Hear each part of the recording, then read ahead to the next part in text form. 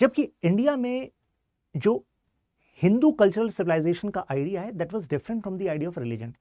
अब ये बात पश्चिमी थिंकर्स को समझ में नहीं आती।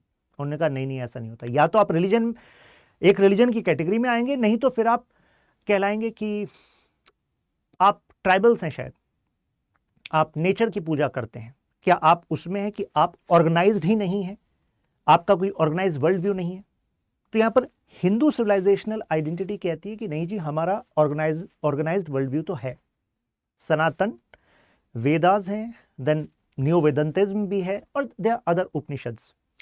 प्लस वो कहते हैं कि देखो, हम जब हिंदू कल्चर सिविलाइजेशन कहते हैं तो हम हिंदू एज अ शब्द को धर्म नहीं मानते। हम ऑर्गेनाइज तो हैं, बट हमारा कोई एक स्क्रिप्चर नहीं है। तो फिर वेस्ट कहता है फिर आप ऑर्गेनाइज कैसे हो गए भाई? एक स्क्रिप्चर होना चाहिए। फिर उसके बेसिस पर आप ये कह सकते हैं कि उसी स्क्रिप्चर के बेसिस पर, उसी स्क्रिप्चर के दायरे के अंदर बाकी स्क्रिप्चर हो। लेकिन हिंदू सिविलाइजेशनल आइडिया कहता है कि नहीं जी, दायरा भी वो नहीं है। गहराई को पकड़िएगा इस बात की, दायरा भी वो नहीं है। ये एसिमिलेटिव है, एक्सपेंडिंग है, एसिमिलेटिव और एक्सपेंडिंग। इसी वजह से इंडिक जब सिविलाइजेशनल आइडिया कहा जाता है तो उसमें बुद्धिज्म, जैनिज्म, सिखिज्म, इन सब को कहा जाता है। ये सब भारतीय सभ्यता इसी जगह से निकले हैं। ये सब इस जगह की पहचान है, और जगह जगह जाकर इन्होंने स्पिरिचुअली नरिश किया है साउथ एशिया को भी, साउथ ईस्ट एशिया को भी।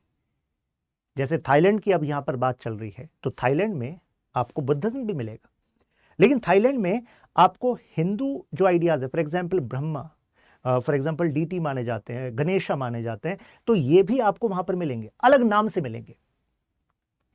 फ्रेमा जैसे ये नाम यूज कर दिया ब्रह्मा के लिए, राइट? तो मतलब पॉइंट केवल ब्रह्मा का नहीं है, पॉइंट केवल एक मूर्ति का नहीं है, पॉइंट उस आइडिया का है कि आप मान रहे हो कि yes, one is creator, then there is destroyer, then there is other जो मैनेज कर रहा है चीजों को, जिनको विष्णु का प्रतीक कहा जाता है। और इस जगह पर जहां आप कंबोडिया और थाईलैंड का बॉर्डर देखते हैं, तो यहां पर हम खमेर किंगडम के टाइम से कितने सारे टेंपल्स देखते हैं। जैसे इस टेंपल के बारे में, एंशिएंट टेंपल है, तो अब इससे भावनाएं आहत हुई लोगों की कि भाई गिराया क्यों गया? अगर आपका बॉर्डर डिस्प्यूट था तो हेरिटेज को तो प्रोटेक्ट करना चाहिए था।